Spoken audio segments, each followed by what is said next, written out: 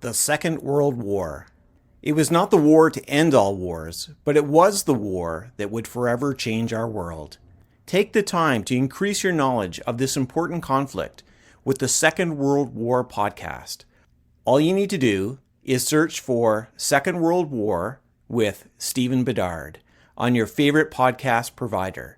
or go to the website stephenjbedard.com/WW2. Make sure to subscribe today.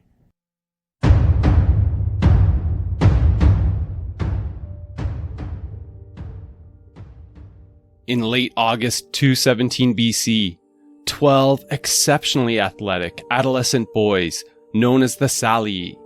the youngest of the priests to the war god Mars, adorned in the likeness of archaic Roman warriors, wearing short red cloaks, gleaming bronze breastplates and helmets, bronze shields and swords in hand, marched their way through Rome's streets. Flanked by the surrounding slightly older of their college, including the 20-year-old Scipio, who led the youths in hymns and chants in worship to the divine warrior. Doing this while holding aloft the legionary military trumpets used for signaling the troops when in battle. Carrying the trumpets to be blessed and purified at the Temple of Mars, to the south of the city, just beyond the first marker, outside the sacred boundary of Rome. The destination to which the Salii were following, singing and chanting in step, adding to the sound by rhythmically hitting their swords against the edge of their shields.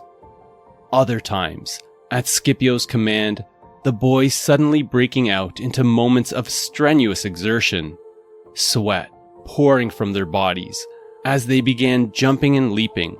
executing impressive physical displays of strength and athleticism, all intended to implore the war god for aid,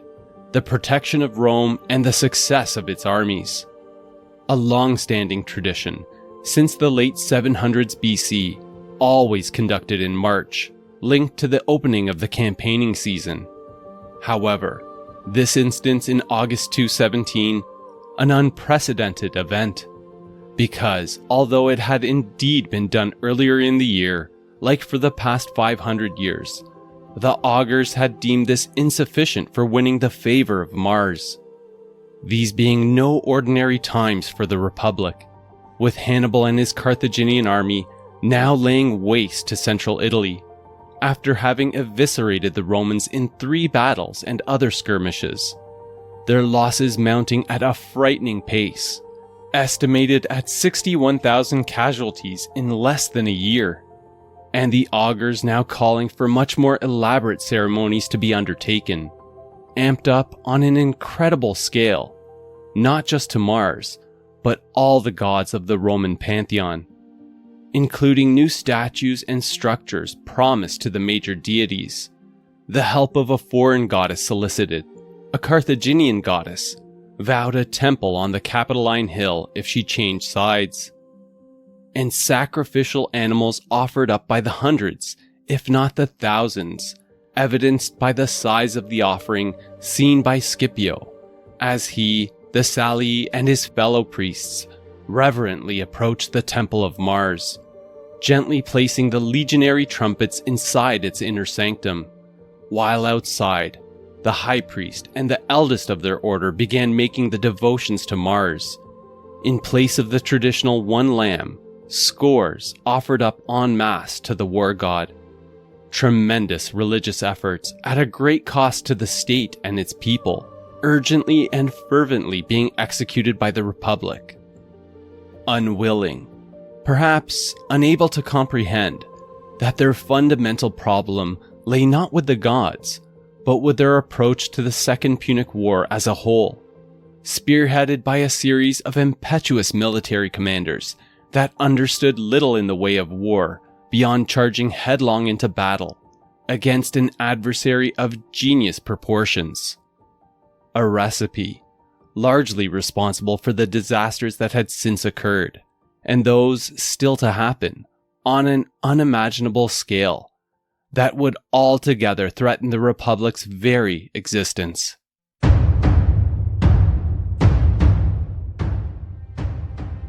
Welcome to the Warlords of History podcast. I'm your host, Mark Pimenta, and to part 4 of the series on Scipio Africanus. With Hannibal and his now 60,000 strong Carthaginian army, after having won almost total control over the Po Valley in northern Italy, gearing up to resume their invasion in the spring of 217 BC, underscored by the point that, while Rome had historically faced and overcome numerous trials by fire, never one quite so horrifying as what Hannibal had brought to their doorstep. And as we'll learn about in this episode, while Scipio was back in Rome, after his sobering introduction to war and the dismal results in the north, left witnessing the religious fallout and growing distress over what was appearing to be an invincible foe, how Hannibal enhanced this aura, forcing his way into central Italy through a route believed by the Romans impossible to traverse. Such an incredibly difficult march that it indeed took a heavy toll on his army, personally costing him the sight in one of his eyes. But as intended, allowed him to gain entrance into central Italy undetected, emerging right under the nose of the nearby Roman army under Gaius Flaminius Nepos, another of the Republic's rashly impulsive commanders, that Hannibal, understanding of Flaminius's character and personality, was purposely aiming for,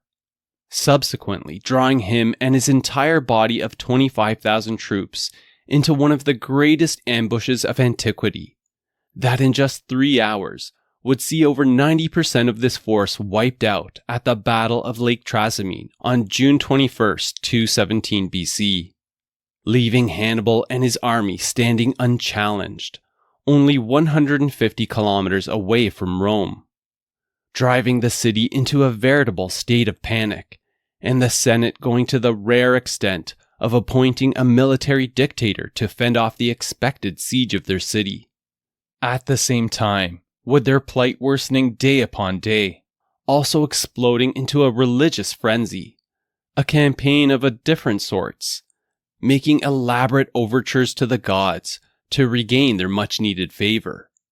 And although, for reasons that we'll explore, surprisingly, Hannibal didn't take this opportunity to attack their city, instead moving his army deeper south into the Italian peninsula, what would follow was the Roman dictator Quintus Fabius Maximus, with 40,000 Roman soldiers under his command, undertaking a strategy of attrition through the latter half of 217. That while working, not perfectly, but certainly faring much better than the Republic's attempts in the months prior, would nonetheless be pushed aside in early 216, in favor of a return to the Republic's traditional, frontal approach to warfare, upsized, in the biggest Roman mobilization ever conceived up until that point in time, and the largest singular army ever fielded, of 86,000 troops, aiming to deliver a knockout blow to Hannibal, that the 20-year-old Scipio would become involved in as the youngest military tribune within the legions. Under the co-command of the consuls for 216 BC, Scipio's new father-in-law, Lucius Aemilius Paulus, and Gaius Terentius Varro, bringing us right to the eve of the Battle of Cannae, the eve of Rome's greatest military disaster, brought about by the hot-headed Varro, that would become the apex of Hannibal's glittering campaign thus far, leaving Rome teetering on the edge of ruin. All the events, speaking to an underlying but prevalent theme throughout the episode to keep in mind, argued by many a historian, encapsulated by the idea that it wasn't so much that Hannibal figured out a way to win the battles, rather an absence of talented military leadership among the Romans that was the main culprit behind the overwhelming Carthaginian successes in the early stages of the Second Punic War. An idea that has some merit, but I don't fully agree with, being that, simply, it's hard to deny Hannibal's military genius, the rare exception, a once-in-a-generation general of outstanding caliber, that I think it's more than fair to say no one would have had a ready answer for. since Hannibal's Roman counterpart, Scipio, the future Scipio Africanus, was still a project in the making. And while the Res Publica did possess many rather skilled and capable commanders, that perhaps against other adversaries would have fared far better, here's where I see some grains of truth in that idea. Because at the same time, Roman military leadership, reflective of its culture, their traditional approach to warfare and political system, also produced just as many other generals, driven by selfish, short-term personal gains, in view of capturing glory and solidifying their future political careers, that were often not the best people for the job, possessing little in the way of sound military leadership experience, strategy, and tactical skill. Their only recourse, reverting to the long-standing Roman practice of confronting whatever stood in their way straight on, unable to adapt their approach, marching their troops headlong into battle, at the cost of a tremendous loss of life. And certainly not an exaggeration in the context of the Second Punic War, to the near demise of their republic. However, before we march headlong into this episode, it's time for some important shoutouts. Since I have the great pleasure of welcoming Carlton Derrick as an honorary member, and Lars Lund as the newest, full-fledged addition into the ranks of the Warlords of History Immortals. Thank you for supporting my efforts here, with a wider thanks also going out to all the existing Immortals for your ongoing support through the Warlords of History Patreon page and through PayPal, the links for which can be found on the support section of the Warlords of History website. Alright, let's get to it. And quick reminder that this episode marks part 4 of the series on Scipio Africanus. So, before having a listen of this installment, if you haven't had a chance to yet, you may want to start with parts 1 through 3 to get all the necessary context as to what we'll be covering off herein. But regardless, here's a quick synopsis of what we covered in the last episode to help put everything into perspective.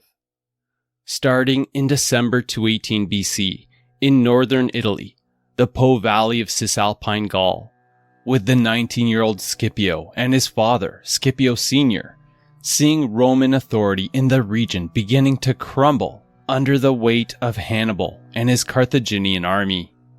temporarily stalled by the arrival of Scipio Sr.'s co-consul, Tiberius Sempronius Longus, at the head of 40,000 Roman troops, headlined by its famed heavy infantry that formed the backbone of the legions,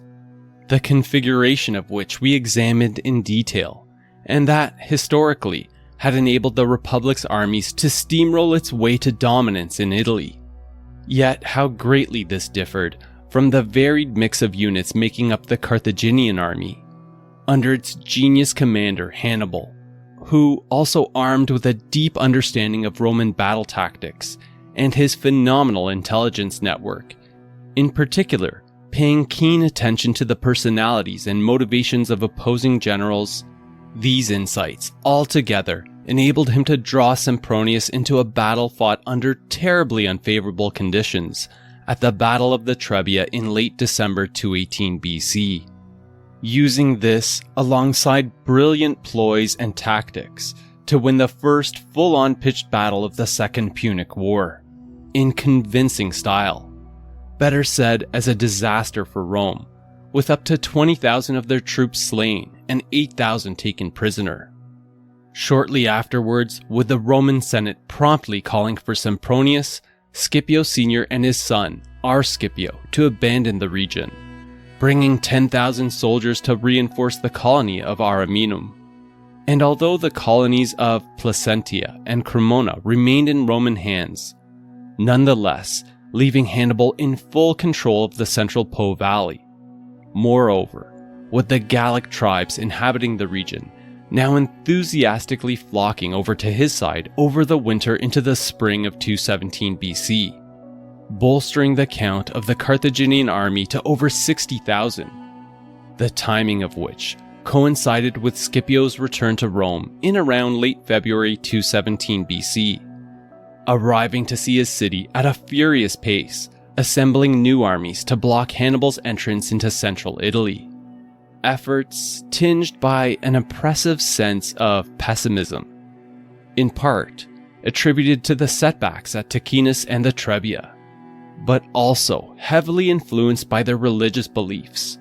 A sharp increase of disturbing omens and signs being reported on from across the Italian peninsula, interpreted as the Republic somehow having displeased and lost the favor of the gods. With the newly married Scipio then witnessing the people of Rome cascade into a full-fledged panic upon learning the horrific news that not only had Hannibal managed to lead his army into central Italy, but they had also utterly eviscerated a 25,000-strong Roman army at the Battle of Lake Trasimene on June 21st, 217 BC, leaving Hannibal and 53,000 Carthaginian troops positioned a mere 150 kilometers away from Rome, with nothing standing in the way of their path to the city. Bringing us to where we left everything off in part 3, in late June 217, with the people of the Res Publica fully expecting Hannibal and his Carthaginian army to come into view and set siege to their city at any moment. An overwhelming sense of fear, heightened by the somber scenes that we touched on towards the closing of the last episode, as the few Roman survivors from the Battle of Lake Trasimene began straggling back to Rome, describing the horrors of what they escaped. Although calling what went down at Lake Trasimene a battle might not at all be fitting, perhaps more accurately described as an unforgiving slaughter, one carefully orchestrated and skillfully executed by Hannibal, enabling him to deliver what the military historian Basil Littlehart, in his book Strategy, the Indirect Approach, called the greatest ambush in history. But hold on a second. How did Hannibal manage to bring all of that to fruition? Let's go slightly back in the chronology to find out. Now, when we last left the Carthaginian commander, it was the spring of 217 BC, having spent the winter encamped within the territory of the Boii Gauls, the area of the modern Italian city Bologna, while readying his army to continue their invasion deeper into the lands of the Roman Republic, receiving envoys from the wider swath of Gallic tribes inhabiting the Po Valley, promising their allegiance and support. As a result, the Carthaginian army dramatically growing in size, nearly doubling, from the 33,000 veterans of the recently fought Battle of the Trebia to an estimated count of just over 60,000, greatly strengthened by Gallic muscle. So much, in fact, that Gallic warriors now accounted for more than half of Hannibal's total forces. Some cavalry, but with the vast majority being infantry. That, generally speaking, was no match for the Romans in pitched battle, lacking in formation discipline. However, as mentioned by the ancient Greek historian Polybius, that were known by the Romans for terrifying shock charges, delivered by naked warriors, holding nothing more than shields and broadswords, screaming war cries as they ran into battle, without any semblance of fear. Extremely proficient in unconventional warfare, like raids and guerrilla tactics, placing a huge emphasis on individual bravery and fighting prowess. And now, alongside Hannibal, who were also eagerly looking to depart, venturing deeper into the Republic's domains, as soon as the spring thaw came to the Apennine Mountains of north-central Italy. But for different reasons, the Gauls hungry for plunder, whereas Hannibal keen to keep up the momentum of his spectacular start to the war, at the same time wary of eroding the goodwill he had gained by appearing as an occupying force to the Gauls, showing the Carthaginians as different to the domineering Romans that had encroached on and set up colonies on Gallic lands. Speaking of which, despite having lost control over the Po Valley, noteworthy to point out that the Roman presence in the region hadn't been wiped off the map completely, being that the colonies of Placentia and Cremona remained unconquered. So why didn't Hannibal attack or besiege these colonies? Well, although sources disagree on the scale, it seems that after Sempronius, Scipio Sr., and Scipio departed 250 kilometers southeast, taking 10,000 Roman troops along to reinforce the colony of Ariminum on the Adriatic coast, some small preliminary attempts were made by the Carthaginians on the Roman settlements. For example, the ancient Roman historian Livy, referring to a night attack on Placentia that was foiled, thanks to its stout walls and Scipio Sr.'s defensive enhancements, increasing the size of the garrisons as well. Hannibal quickly came to realize that storming the colonies outright would be too costly to his forces. Plus, all sources, ancient and modern, agree on the following reasoning: that sieges took way too long, and the Carthaginian general didn't want to get bogged down, losing the momentum his invasion had built thus far, acting as a key element of his campaign strategy, the cornerstone of which was looking for every opportunity to do what he did best, dominating and shattering the image of Roman power on the battlefield, as a means to galvanize the support of his newfound allies, the Gauls, and in the pursuit of gaining new ones, hoping to steal away the Republic's many Italian allies. Accordingly, when Hannibal departed from his winter quarters around late April, early May 217 BC, he very likely left it to the Gauls, tasking them with keeping the aforementioned colonies contained, continually harassed, to finish off the job there, while he led his forces into central Italy, to the lands previously known as Etruria, between the Arno River in the north and the Tiber in the south, corresponding with what are now the regions of Tuscany, northern Lazio, and northwest Umbria, inhabited by the Etruscan civilization, a long-time and formidable adversary of Rome. During its tenure as a kingdom, with Etruscan kings even ruling over Rome for a time, until ousted in 509 BC, giving birth to the Republic. From there, with the two nations vying for supremacy through intermittent wars over the next 250 years, and the legions of Rome, not without setbacks, but steadily capturing more and more of the region until the final conquest of northernmost Etruria, traditionally dated to 264 BC. As always, affirmed through alliances and the establishment of Roman colonies, but important to keep in mind that the majority of these agreements would have been in place for around 1 to 2 centuries by the time of Hannibal's arrival in 217 BC.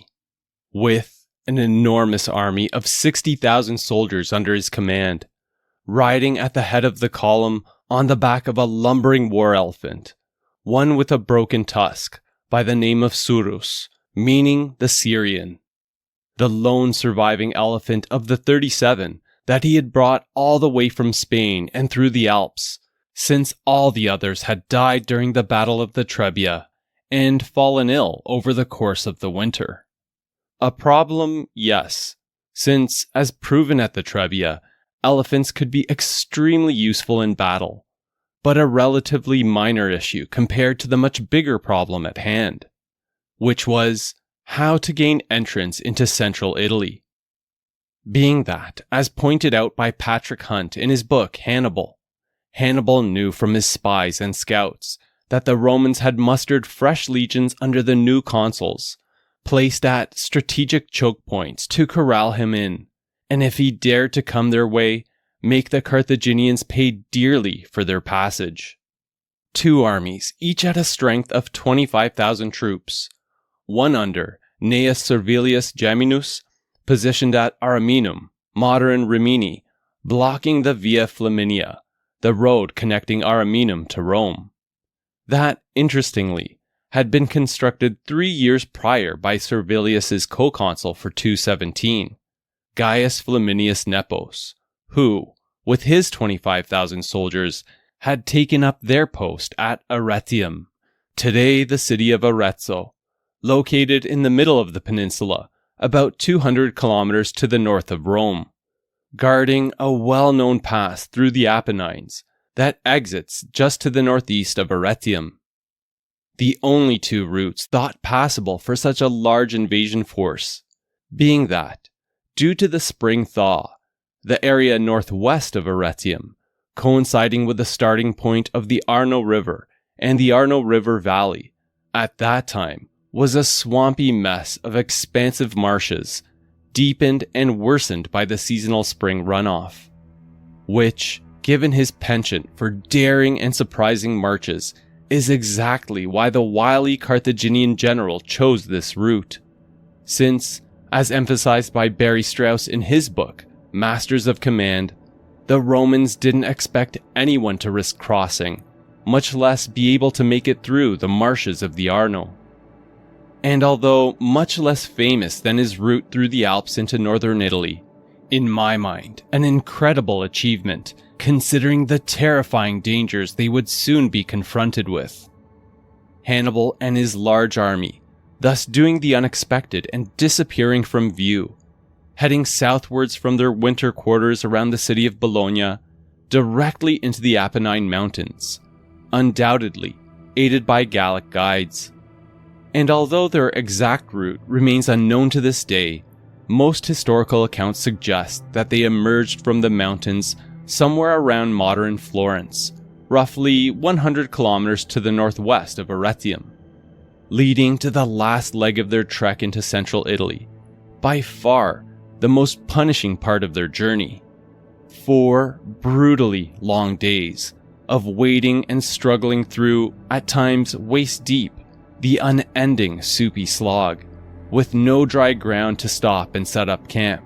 so sleepless as well, subject to a waking nightmare, forced to trudge ever forward through the mud and mosquitoes. In fact, with things getting so bad, in addition to exhaustion and illness claiming the lives of the majority of their pack animals and supplies, born from the environment were bacterial diseases like cholera that can be fatal within hours, wreaking havoc on his army, claiming an estimated 4,000 to 5,000 troops that either died or deserted along the way. Hannibal, too, despite mounted high up on the lone Carthaginian elephant, not escaping unaffected, believed to have contracted something called ophthalmia, the inflammation of the eye, brought on probably by a bacterial or viral infection from the damp and disease-ridden terrain that resulted in him losing sight in one of his eyes, though, as time would tell, did nothing to slow him down, nor in the slightest damper his military brilliance. Before, sometime in early June, finally exiting the marshes, now with about 55,000 troops in tow. Most importantly, undetected from Roman eyes, resting his exhausted army for several days before starting to pillage the rich Etrurian countryside, replacing their lost pack animals and food stores, taking great pains to keep his main army hidden as they regathered their strength. Beyond gaining the element of surprise, also understanding that something else had drawn Hannibal this way. More specifically, someone, the Roman consul Flaminius, positioned at nearby Arretium with his force of 25,000, who, as David Potter puts it in his book, Origins of Empire, was a Hannibalic dream come true, impulsive and aggressive, despite possessing limited military experience commanding armies in the field. Also whom the gods were apparently none too impressed with either, given the foreboding omen associated with the botched sacrifice of a calf when taking his oath of office that we touched on in the last episode, in which we also learned about Hannibal's phenomenal intelligence network, wide-ranging scouting efforts, and his spies in Rome, consistently feeding the Carthaginian general valuable insights as to the position and number of the legions in field, in addition to the personalities of their commanding officers. With 2 things becoming immediately clear to us at this point. 1, that, Like he had done with Sempronius at the Battle of the Trebia, Hannibal planned to provoke the hot-headed Flaminius into battle. And 2. Carthaginian scouts had already found the ideal spot in which to do so, along the northern shores of Lake Trasimene, about 40 kilometers due south of Arretium, a spot that the ancient Roman historian Livy described as if designed by nature for ambush, between the adjoining forested hills that slope sharply downwards to the northern edge of the lake, leaving nothing but a very narrow track that widens into a little plain. Where in mid-June, out from hiding, the Carthaginian army began marching towards. Flaminius, undoubtedly taken by surprise to learn that Hannibal had suddenly popped up on the map, so close to and bearing down on his position, anticipating an attack, only to see the Carthaginians simply pass on by Arretium, continuing southwards, making it seem as though they were heading straight to Rome. A feint that, as intended, triggered the rashly impulsive Flaminius, not bothering to wait for any reinforcements from his co-consul situated at Ariminum, about a week's distance away, to immediately order his 25,000 troops out in pursuit, trailing the Carthaginians by less than a day's march, even after learning that Hannibal had suddenly veered eastwards, entering the aforementioned narrow path between the steep hills and the northern shores of Lake Trasimene. The place that would give this battle its name, the Battle of Lake Trasimene, fought on June 21st, 217 BC. The night before the engagement, Flaminius from the Roman camp, blocking the entry point of the path where the Carthaginians had just passed through, across the body of water, seeing their campfires off in the distance, noting their position along the far northeastern part of the shoreline, where Hannibal's Spanish and African heavy infantry would indeed make their stand. An important element of the Carthaginian ploy, and far more campfires than would have been required for the troops sitting around them.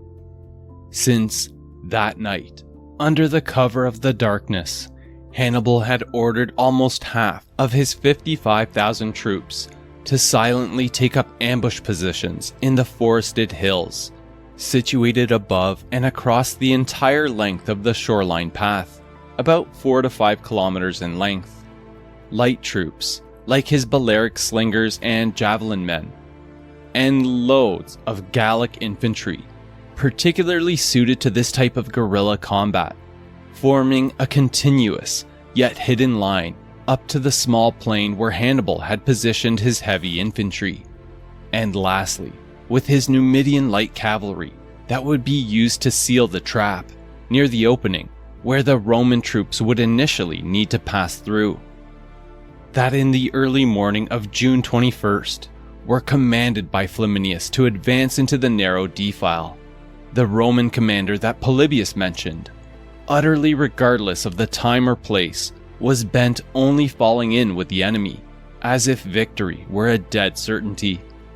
Keeping in mind, however, that Flaminius made a spectacular blunder in not sending in scouts beforehand to investigate what awaited them and better ascertain the deployment of the Carthaginian forces. That, obscured from view, and certainly not helped by the dense morning fog that formed over the landscape, which, due to the geography, particularly in the summer months, apparently remains a common occurrence to this day, drove Flaminius, heedless to the dangers, to plunge his army headlong into the trap that awaited them. And just as the Roman vanguard came into view of Hannibal's Spanish and African infantrymen, ready to battle it out in the small plain, Carthaginian horns began blaring out, reverberating across the landscape, signaling the Numidians to descend from the hills and block the entrance, closing off any chance of a Roman escape, while Hannibal's heavy infantry connected with the Roman vanguard on the other end, followed by the other Carthaginian ambush groups emerging out from their hiding spots and the thick fog to begin attacking the Roman column across the entire length of their line. that was penned in along the shoreline pathway, without enough space nor the time to allow the doomed legions to form into any semblance of a coherent battle formation and offer up an organized defense. A grisly scene, best described by Polybius when he says, "The sudden appearance of the enemy took Flaminius completely by surprise, and as the condition of the atmosphere rendered it very difficult to see, and their foes were charging down on them in so many places from higher ground, the Roman centurions and the tribunes were not only unable to take any effectual measures to set things right, but could not even understand what was happening. No matter which way the Romans turned, death came from everywhere." In this 3-hour encounter, much more accurately described as a Roman slaughter, rather than that of a battle. And although similar to what had happened at the Battle of the Trebia, a group of 6,000 Roman infantry at the front managed to break through Hannibal's heavy infantry, escaping the trap, they were later chased down and taken prisoner. And while Flaminius, despite having the opportunity to try and escape with those 6,000 troops, to his credit, chose to stay behind, trying to salvage this wreckage of a situation, but was soon overwhelmed, cut down, by a Gallic commander by the name of Ducarius. Flaminius's death, accounting for just one of the estimated 15,000 Romans that fell that day, and around 8,000 that were taken prisoner. Over 90% of the 25,000 strong Roman army gone in an instant. A comprehensive victory for Hannibal that came at the cost of a mere 2,000 casualties for the Carthaginian forces. Clearly a disaster for the Romans, which, as you may recall from the closing of the last episode, certainly heightened the impending sense of doom felt amongst the populace in Rome,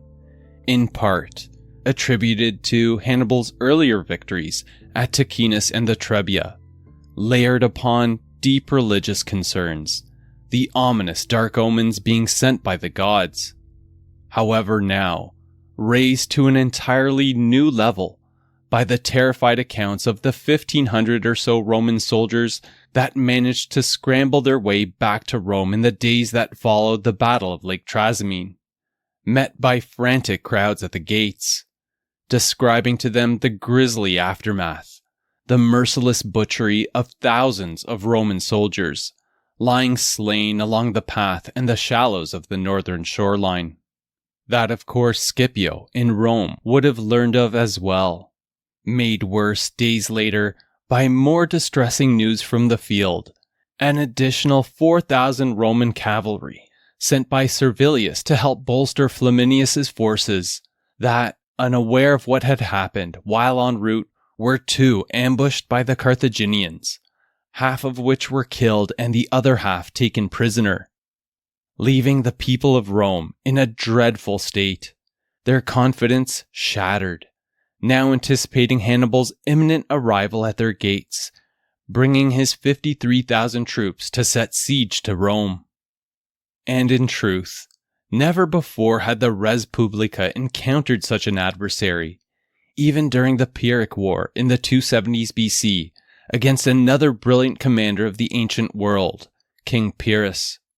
who had won his first 2 pitched battles against Rome in a convincing style. But even there, in those encounters, the Roman losses had never been so heavy, nor as one-sided as experienced during the early stages of Hannibal's campaign. The scale of the Roman setbacks at this stage, staggering to consider. The lives of 61,000 soldiers lost in 8 months, versus Carthaginian battlefield casualties of only around 8,000, though, as we'll find out in the next episode, with much darker days still laying ahead. Nonetheless, with Rome in a state of crisis, given its vulnerability and all the measures they had taken so far, readily crushed by Hannibal, the Roman Senate finally coming to the realization that a change in strategy was urgently needed. After shutting themselves into the Curia Hostilia, the Senate House, for emergency deliberations, 2 days later emerging with a new plan in hand, having gone to the desperate extent of appointing a dictator to take charge of the war effort against Hannibal, under a grizzled, elderly veteran by the name of Quintus Fabius Maximus. A rare enough occurrence, since the people of the Roman Republic were exceedingly wary of anything resembling a king. The term dictator, possibly conjuring up for you images of historical leaders with unassailable influence, held for years over the length of their reigns. Which is partially true in this case, since dictators were indeed handed near absolute powers to deal with whatever emergency at hand. However, important to note that in the Roman Republic, leery of placing too much power in any one hand for extended periods of time, these individuals were only permitted to do so under strict timelines. For Fabius, a 6-month period that would end by late December 217 BC. Furthermore, balancing out his unfettered power by appointing a second in command, the Magister Equitum, meaning master of the horse, Marcus Minucius Rufus, in sole control of the Roman cavalry forces. 2 men that couldn't be more different in terms of personality and character. Minucius, temperamental and overtly aggressive, standing in contrast to Fabius, who was immovably cautious, methodical, and steadfast, possessing amazing attention to detail. And now, saddled with the responsibility of preventing the whole-scale collapse of Rome, promptly set to work, in anticipation of the upcoming siege, as mentioned by Robert Garland in his book Hannibal. Even though Rome was already well protected by its formidable Servian walls, Fabius added to this by repairing and enhancing any potential weak points in its fortifications, and breaking down the bridges over the Tiber River,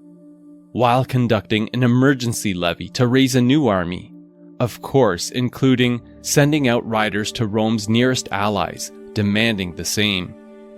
That, in the coming weeks, a phenomenally short time frame, would see Rome produce another 40,000 strong army.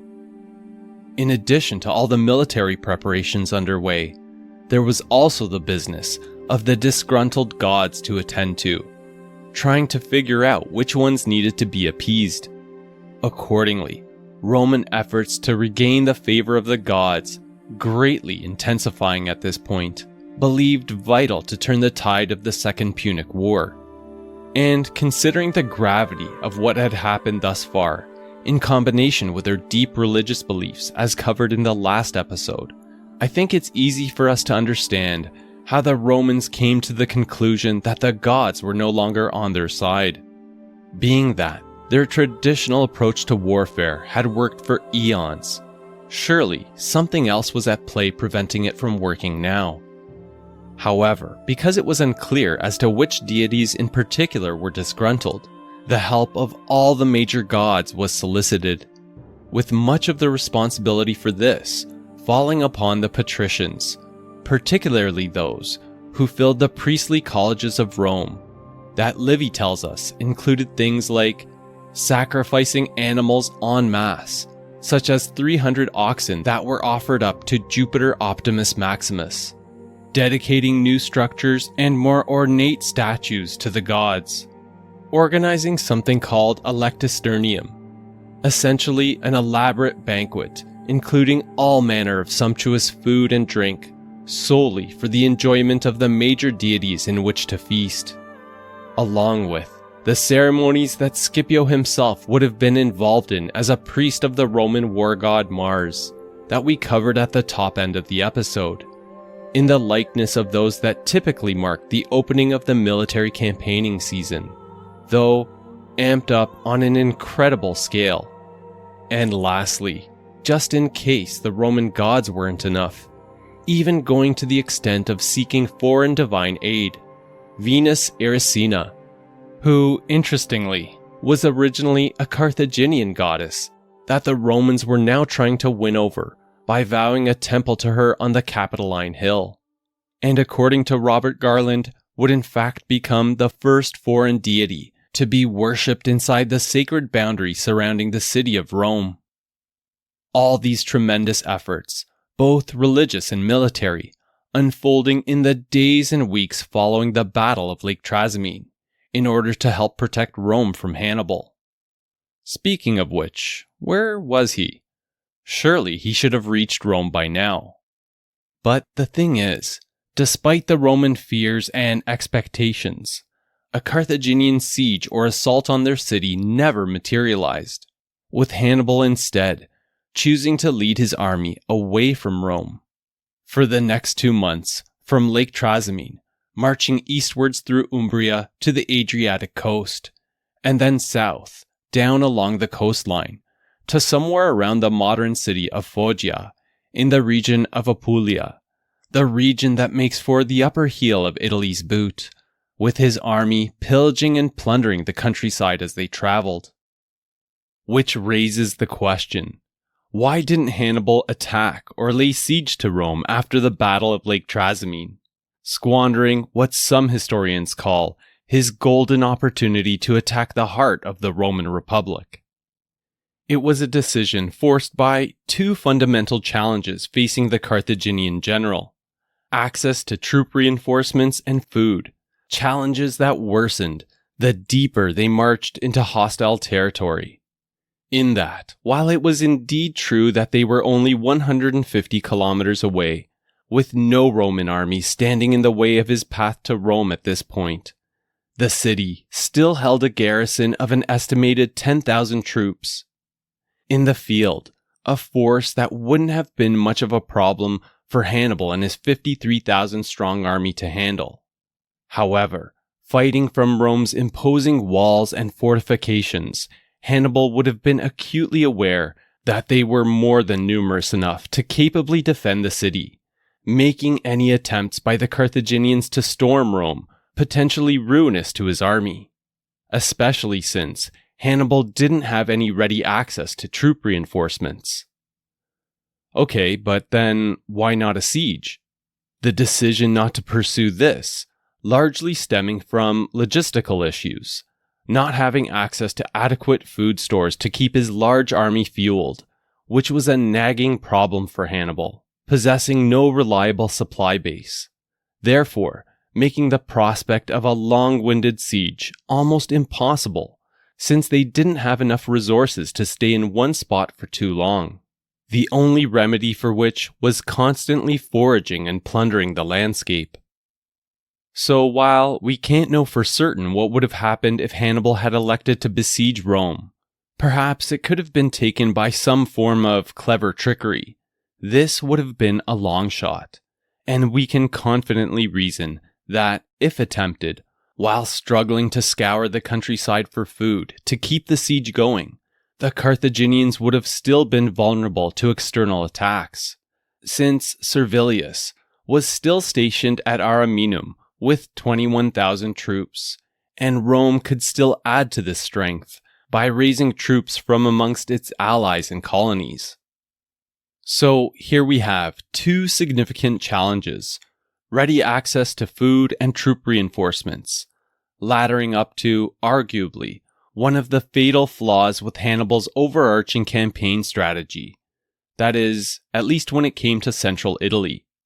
structured upon demonstrating Roman weakness on the battlefield in order to steal the res publica's allies away. Because despite having won in a crushing fashion 3 successive battles against the Republic so far, unlike what happened in the Po Valley, with the Gallic tribes readily tossing aside their Roman alliances and going over to Hannibal, Andrew Lintott, in his book The Roman Republic, tells us not one of Rome's central Italian allies had defected or opened the gates of their cities to Hannibal by this point. Certainly, Hannibal was offering freedom from under Roman domination,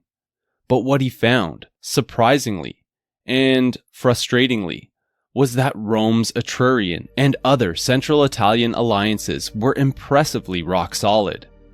Being that, a bit of an oversimplification, but life for them was simply better under Roman domination. To illustrate this a little better, back in part 1 we covered what the nature of the Roman Republic's system of alliances looked like.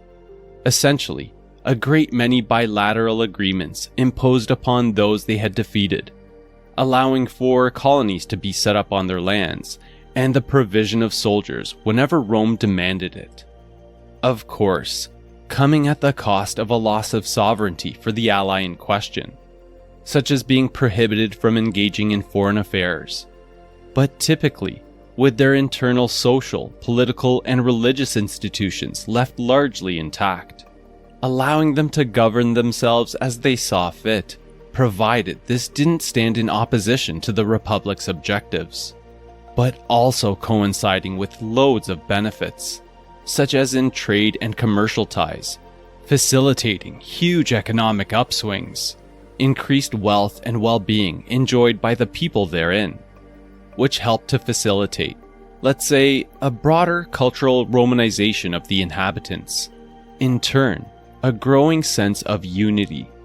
In fact, with the majority of Rome's longest-term allies, most of whom were in central Italy by this point, even having been granted a limited form of Roman citizenship.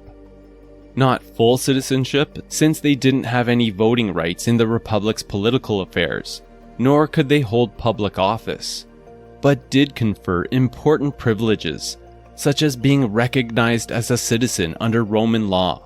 granting them the right to do things like engage in commerce, intermarry with Romans, and acquire property within Roman territory.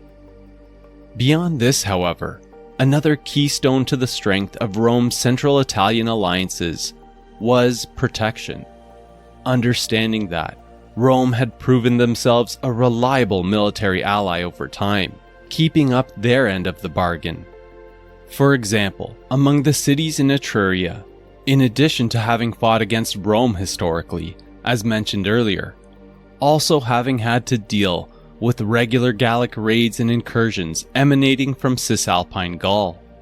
but after allying with Rome, hugely benefiting from the protection of their unstoppable legions, since it was in the interest of the Republic to promptly stop these incursions before they threatened Rome's colonies or Rome itself, alluding to what Polybius refers to as a firm sense of loyalty, born of the awe and respect that the allies felt for the Roman state. And what's resoundingly clear, within the context of the Second Punic War at this juncture, was that Hannibal wasn't doing himself any favors or winning any new friends in central Italy by despoiling their lands like a swarm of locusts. Furthermore, as previously noted, being that over 50% of his army consisted of Celtic warriors, this configuration too did little to endear Hannibal to the Central Italian allies that for eons had been fighting against the Gauls and dealing with Gallic raids. And now, armed with all this knowledge, we can much better understand why Hannibal led his army 500 kilometers southeast over the next 2 months, from Lake Trasimene, landing in the region of Apulia in southeastern Italy around August 217 BC. With a great deal of the motivation behind this move, driven by Hannibal's need to gain allies, a more secure area to operate from, perhaps even winning the Carthaginians a supply base, feeling that Rome's southern Italian allies would be easier to peel off. In part, influenced by what had went down at Clastidium back in December 218, as covered in the previous episode, when the southern Italian allied garrison protecting that grain depot in the Po Valley, with hardly any opposition offered, opened the gates to the Carthaginians and joined with Hannibal. An event that highlights for us another important point, that much of the southern peninsula, Magna Graecia, had only been subjugated by Rome in the late 270s BC, some 60 years prior, with Hannibal, like a shark sniffing at blood in the ocean from miles away, pursuing any vulnerability he could exploit. And when combined with his masterful domination of the battlefield, confident in his ability to continue winning battles, thus trampling over the visage of Roman invincibility, trying to show it an illusion. It was through this that he believed the allies of southern Italy, with bonds to Rome much weaker than that of those in central Italy, could be won over, perhaps even starting a domino effect, reverberating beyond Magna Graecia. And while we can't know for certain what the tone of his communications and envoys were with the cities of southern Italy, although there were indeed some, no one had jumped ship yet, though he must have suspected that he was close to gaining their allegiance. But again, all of this contingent on Hannibal continuing to crush Rome on the battlefield. An understanding also held by the recently appointed Roman dictator, Quintus Fabius Maximus, who marched out from Rome in late August 217 BC at the head of 40,000 troops, making straight for the Carthaginian army running around loose in Apulia. Not to fight a pitched battle, but rather stay close, purposely avoiding any major encounters, while tightly trailing the Carthaginian force, giving birth to what has since been hailed as the Fabian Strategy, a strategy of attrition. Fabius, of course, fully aware that the Roman troops under his command were in need of much more training, no match for the veteran Carthaginian army.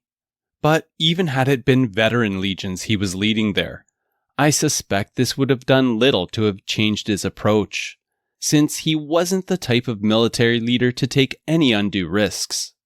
Also because, as emphasized by Barry Strauss, Fabius understood that Hannibal's strength was his army, and its forte was pitched battle, whereas their weakness was the need to replenish supplies and numbers of men, both of which he lacked. Accordingly, Fabius, settling on a course of wearing the Carthaginians down, slowly constricting them. So for the next weeks and months, where the Carthaginian army traveled, Fabius's army followed, like a shadow, always setting up their camps on high ground, easily defensible and inaccessible to enemy cavalry, striking out in guerrilla-type assaults when excellent opportunities arose, only allowing for small-scale skirmishes, attacking Carthaginian foragers, while watching the movements of their main army closely, enabling Fabius to easily discern and anticipate where they were heading, employing a scorched earth policy as well, having crops burnt to ashes so his Punic foes couldn't make use of them. And lastly, regularly peeling off detachments of his 40,000 troops to reinforce the garrisons of the cities that Hannibal passed by, so that they couldn't be stormed unless at a high casualty cost to the Carthaginians, one that Hannibal couldn't afford. A strategy that was starting to work, putting immense pressure on the dwindling Carthaginian supplies, while severely hampering Hannibal's ability to wage war or achieve anything of significance. And despite repeated attempts by the Carthaginian commander to entice a full-on pitched battle, finding Fabius impossible to provoke. This continuing into the early autumn of 217, as Hannibal led his army 200 kilometers west from Apulia across the width of the peninsula into the rich agricultural region of Campania that surrounds modern Naples on the southwestern Italian coast, where the open landscape was exceptionally suited for Hannibal's cavalry to run rampant. And despite Fabius's best attempts, unable to prevent their plundering of the harvest, gathering a rich haul of livestock and food for the coming winter, before starting to make their way back to Apulia around late October or early November, which caught Hannibal in a trap, since Fabius, wisely, had positioned his army on the heights of the Casilinum Pass, just to the northeast of the city of Capua, where the Carthaginians would need to cross through to return to their winter quarters. A crossing that would have been devastating for anyone to attempt. Though, I should say, almost anyone. Because, as we well know by now, Hannibal was no ordinary military leader, quickly coming up with another of his magnificent ploys. with the Carthaginian army situated just outside the pass, and the Roman army on the heights above, expecting an attack. Hannibal waited until the dead of night before ordering torches tied up to the horns of 2,000 cattle they had plundered and set alight. That, accompanied by light Carthaginian skirmishers trailing behind, were then driven in groups and up in several directions into the forested mountains occupied by the Romans. In the dark, appearing to the Romans as though thousands of enemy troops holding torches were approaching, producing a scenario of mass confusion, best described by Livy when he writes that as the oxen suddenly rushed this way and that, all the bushes far and near seemed to be burning, as if the woods and mountains had been set on fire, causing the bulk of the Romans to gather and ready themselves at the summits of the ridges, also running into light-armed soldiers of the enemy. In the midst of all that chaos, a clever distraction, Hannibal quietly leading his army into the pass, where the few remaining Roman troops, about 1,000, were easily overwhelmed and cut down, allowing the entire Carthaginian force to cross through the Cassilinum Pass unscathed, and with all their plunder. A humiliation for Fabius, one that seems to have been the breaking point in Rome for the support of his strategy. An uproar of dissent at the lack of more immediate results. In fact, earning him the unflattering nickname Cunctator, meaning the delayer, with others degrading him as Hannibal's manservant. Impatience and frustration beginning to boil over regarding his prudent approach, that although not working perfectly, but had shown it could be pretty effective, in essence was very un-Roman. As mentioned by Barry Strauss when he points out that Roman culture worshipped the military offensive and looked down on defense. A sentiment also felt by Fabius's second, the master of horse, Minucius, that shortly after the events at Cassilinum, when Fabius was temporarily recalled to Rome to participate in some important religious sacrifices, despite ordered otherwise, Minucius took it upon himself to lead the Roman army into a major skirmish against Hannibal's forces at a place called Geronium, a minor victory, painted as a major victory that convinced the Senate to appoint Minucius as co-dictator on equal standing with Fabius, who then split the 40,000 Roman army between them. But when, shortly after that encounter, Minucius led his contingent against Hannibal again, the Carthaginian commander managed to draw Minucius into an ambush. And just as they were about to be resigned to the same cruel fate that had befallen the Romans at Lake Trasimene, Minucius and his soldiers were saved from destruction by the last-minute arrival of Fabius and his half of the army that ultimately forced a Carthaginian retreat. However, with December 217 drawing to a close, and the dictatorship coming to an end, requiring Fabius and Minucius to return to Rome, was an event that did little to change the fervor building in the city to revert to the offensive, amplified on an unprecedented scale, determined to deliver a knockout blow to Hannibal. Led by the consuls-elect, poised to take office in March 216 BC, Gaius Terentius Varro, another fiery, hot-headed leader, interestingly, the son of a butcher, who despite his low plebeian birth had impressively risen through the Republic's political ranks, and Scipio's new father-in-law, Lucius Aemilius Paulus, with a distinguished military career under his belt, evidenced by his celebration of a triumph for leading an extremely successful campaign in Illyria 3 years prior, both under whom the largest Roman army ever would soon be assembled, with one of the first orders of business for the incoming consuls, prior to this monumental levy of the legions, was the appointment of the military tribunes that were to serve under them.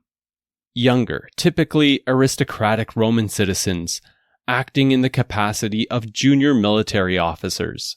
responsible for managing and overseeing the rank and file, also relaying the orders of the consul and his surrounding high command to the regular troops, 6 of which were assigned to each legion. And although Polybius mentions that the minimum requirement was having at least 5 years military experience, it probably comes as no surprise that despite considerably shy of this threshold, given the fame he had since gained, and that his father-in-law was one of the incoming consuls, that the now 20-year-old Scipio was also named as a military tribune. With Livy pointing out that Scipio was in fact the youngest of the tribunes, probably by a considerable distance, since most of them would have been at least in their mid-20s and older, yet all of whom would have been eager and honored to have been selected as a part of this unprecedented Roman force, intending to face the Carthaginian threat and its skilled general head-on, once and for all. However, underscored by a foundational problem with the Republic's approach to Hannibal's invasion as a whole up to this point, centered around its overarching military strategy, but also in terms of on-the-ground battlefield tactics. Or should I say, lack thereof, coming from a lack of consistent, truly skilled and talented Roman military leadership at the top. Now, to clarify, I'm not saying that they were all bad or incompetent. In fact, far from it, many quite good. However, the Republic also had quite the track record of subpar commanders being put into military leadership positions that they perhaps had no business being in. 2 prime examples, including Sempronius and Flaminius, considering their horrific blunders at the battles of the Trebia and Lake Trasimene respectively. Also Minucius, who walked his troops into a trap, saved by Fabius's arrival. And while certainly none could have been said to have been lacking in bravery and motivation, the main problem I'm highlighting here is that Roman generals, for the most part, were almost cookie-cutter in a sense, confronting whatever stood in front of them in the same toe-to-toe fashion, charging headlong into battles through frontal collisions, unable to approach new challenges with dynamic flexibility. Producing an interesting conundrum here, a double-edged sword, in that it's hard to fault them entirely, since theirs was a time-tested approach, reflective of Rome's warrior culture and guiding virtues. The Roman way of waging war, always about facing its enemies head-on. Even the legions were built this way, having worked exceedingly well historically, allowing them to reign supreme on the Italian peninsula. However, this wasn't because Roman generalship had always been exceptional. It was more so attributed to the quality of the legions, led by its heavy infantry, and the deep pool of military manpower available to the Republic. Roman infantry, that despite being thrust into terribly unfavorable situations by their leaders at the Trebia and Trasimene, still performed quite well, both times smashing clean through the opposing Carthaginian infantry lines. Bringing us to the second part of that recipe for success, as we've come across at various times throughout the series so far. Because Roman history up to this point had been beset with heavy military setbacks and battle losses. But, to put it plainly, the Republic simply wouldn't stop sending army after army until they won the last battle of whichever war was being fought. Though, in now being faced with an adversary the likes of Hannibal, this rigid way of thinking and waging war among the high Roman command would nearly trigger the Republic's collapse.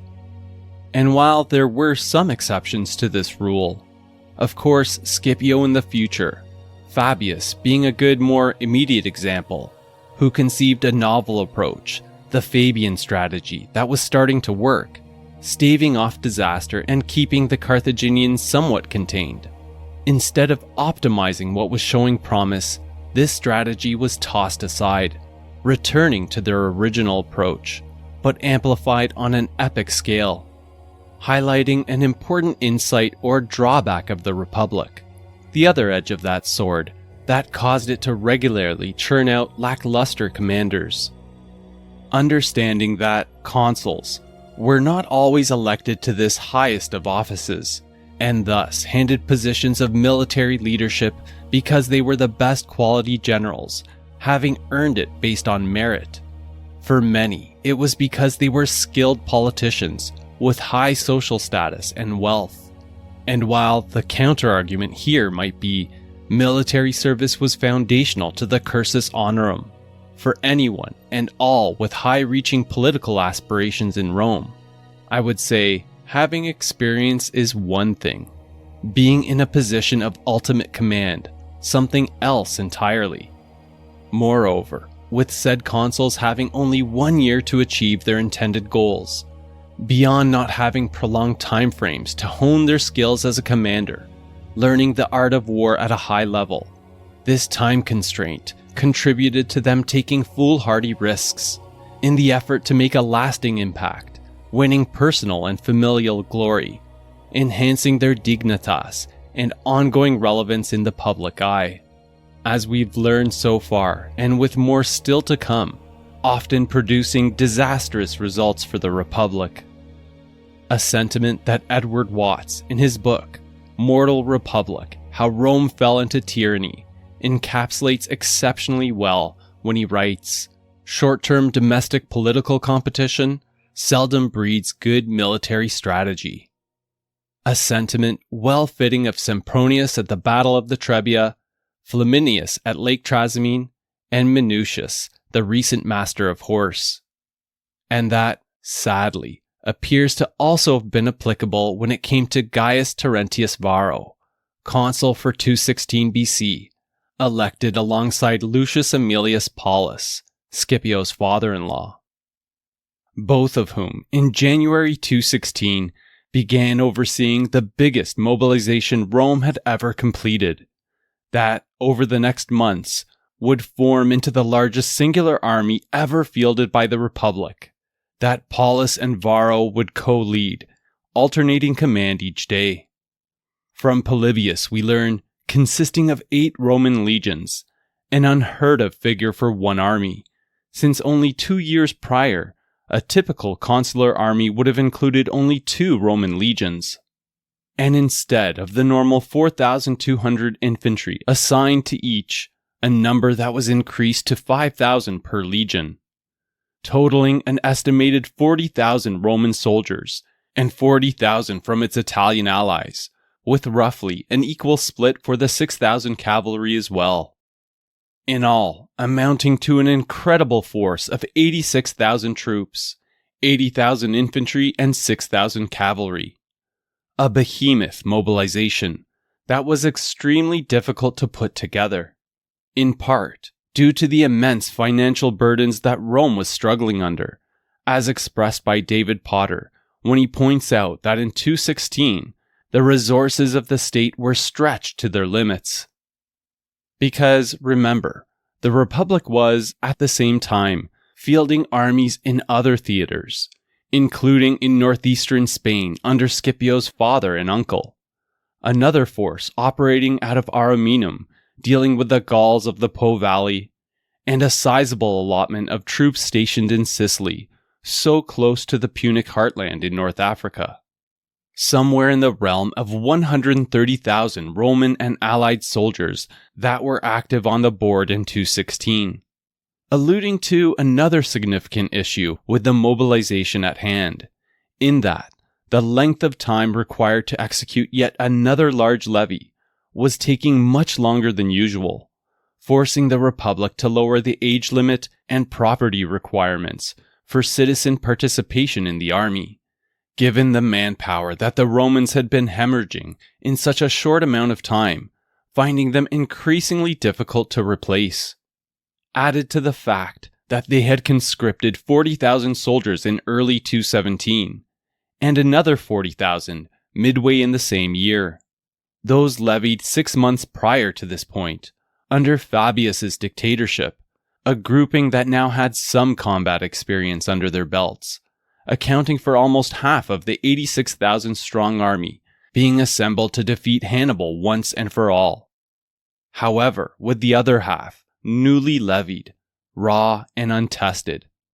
a process that Scipio would have had an active hand in organizing in accordance with the duties of a military tribune.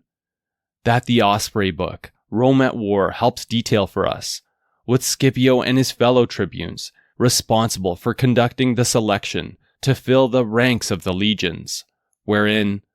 all the citizens conscripted for service assembled on the Capitoline Hill, where they were arranged by height and age, then brought forward in groups for selection by the tribunes of each legion, taking turns to have first choice of each grouping brought before them, to ensure that the experienced men and those in the best physical condition were evenly distributed among the legions. Among other duties for the tribunes, that would have also included overseeing the administration of their assigned legion, ensuring the logistical and equipment needs of the soldiers were being met, and that strict discipline was being enforced and maintained among the troops. Training as well, to prepare them for battle, an important feature of what had made the legions so formidable historically. However, a serious problem arose here as well, because, as mentioned by Patrick Hunt, so much time was spent in gathering troops in this instance that training time was compromised.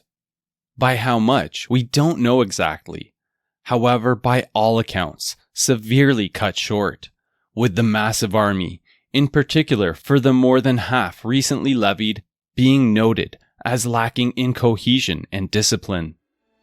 Yet, with the consuls nonetheless leading them out from Rome, around early June 216 BC, beginning the 400-kilometer journey southeast, straight towards Apulia, where the Carthaginian army was based. Also, where Hannibal, through his spies in Rome, understanding the size of the force Rome was amassing, but also their lack of training, wisely took preemptive measures to draw them out, pressuring a Roman response. By aggressively raiding around and threatening to attack the Roman colonies in northern Apulia through the late spring and early summer of 216, before sacking and taking possession of a major Roman food and supply depot at a place called Cannae. Choosing to stay put there with his now 50,000 strong army, selecting it as an ideal battle site, since the surrounding lands, with the Aufidus River running through it, modern Ofanto River, was flat enough to offer an excellent landscape to exploit his advantage in cavalry, but flanked by hills that he knew would constrain the ranks of the tremendous Roman numbers, should they take the bait. Which they did,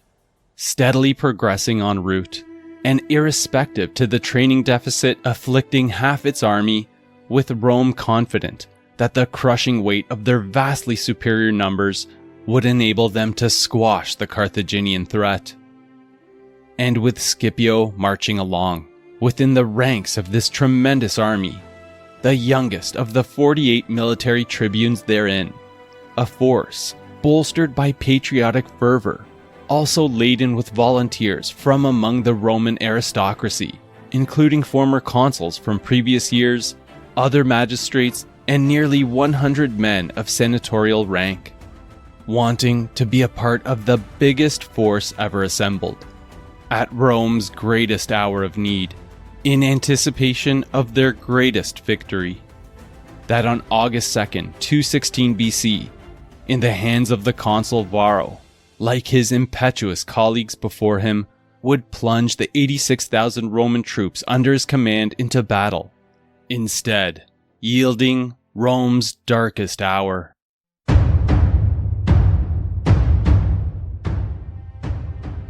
In the next episode, we'll continue from here, going deep into the Battle of Cannae, a day of unspeakable carnage and gravity for the Republic, wherein the visage of Roman power would be shattered on an unimaginable scale, with Scipio in its immediate aftermath showing signs of a magnificent leader in the making, first leading 10,000 survivors to safety, and then preventing the desertion of the despairing troops, despairing over the results of the battle, and Rome's image of dominance broken, which began reverberating far beyond Cannae's blood-drenched grounds, dislodging many of Rome's southern Italian allies to Hannibal's side, soon followed by some in central Italy, and then foreign powers that began forming alliances with the Carthaginian commander. With the Republic facing its demise, economic turmoil, and severe constraints in military manpower. Yet, despite Hannibal's overtures to negotiate, finding the Senate unbending, their virtue of gravitas tested to the extreme, defiantly expressed, in that Rome would accept nothing less than total victory, while scrambling to put together yet another army, returning again to Fabius and his strategy to stave off total disaster as the Second Punic War trudges on but slows to a crawl in Italy, giving Scipio, back in Rome, the time to leverage his skyrocketing fame to begin climbing Rome's political gauntlet, before, in 210 BC, after his father and uncle are killed, volunteering to pick up the baton where they had left it, given his first command to lead the legions in a renewed assault in Hispania. This and more to come in the next episode of the Warlords of History podcast. And in the meanwhile, if you want to support the podcast, there are many ways you can help. You can tell your family and friends about the show. Please rate, review, and subscribe on whichever platform you happen to access the show on. You can follow the podcast on Twitter, Instagram, or Facebook. And lastly, you can head on over to the show's website, warlordsofhistory.com, where on the support section of the site, you can find the show's Patreon or PayPal links in the event that you want to contribute to the podcast directly. But beyond this, where I'll include some additional info, like images and maps pertaining to this episode for your viewing pleasure, and where you can also reach out to me with any thoughts, questions, or suggestions. I would love to hear from you. Thanks for listening, and I hope you enjoyed the episode. Theme music from audionautics.com.